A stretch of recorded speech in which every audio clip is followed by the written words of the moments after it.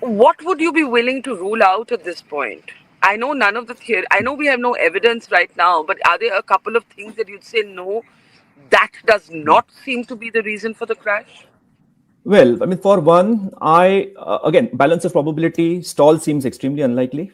It doesn't look like it has stalled. But again, once we get fresh data, it might shed a different light. That's about all we seem to be ruling out. The other thing is, remember, when the plane took off pretty neatly, there were some comments by people saying that, look, the flaps hadn't been set correctly by the pilots. So human error. No, the plane wouldn't have taken off with the flaps set incorrectly. So I think the plane was properly configured at the moment of liftoff. So that's something I'm prepared to rule out, just on the basis of this early recording and the data, because the plane wouldn't have accelerated to 170 knots at 600 feet without the right sort of thrust and the right sort of flap settings. But from there on, I've been working with the hypothesis so far. Can I hold you there? Can you hold me? Can you hear me? This is a very important thing that you're saying, because there's been a kind of lazy commentary on pilot error without any evidence, and you're saying that to your eye, it looks like the plane was properly configured. Otherwise, that takeoff, at least to the point of takeoff, it seems like a smooth takeoff. It would not have been a smooth takeoff. So you do believe the plane was properly configured by the pilots? Absolutely. Absolutely. I mean, at least, like I said, based on what we do see of the takeoff. So flap setting seems to be okay.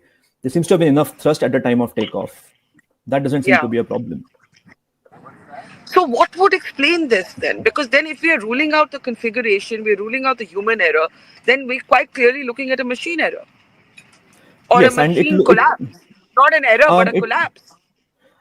It obviously looks like we've lost a fair amount of thrust on the two engines. And so it's a question of understanding what went wrong simultaneously on the two engines. We don't have a good answer for that. And quite frankly, we shouldn't speculate, because the functioning of the engine is intricate. Look, it's not just an engine. It's got its own flight. It's got its own control system called as the engine control system. It's sometimes called as the FADEC, the full authority digital engine control. This system is coupled to the flight control system that sits on board for the airplane. This whole thing is coupled. On top of it, the fuel is fed to the engines through pumps, and the pumps are obviously driven electrically. So given that we have all these subsystems and we have no external indicators to suggest what could have failed, I really think we shouldn't speculate.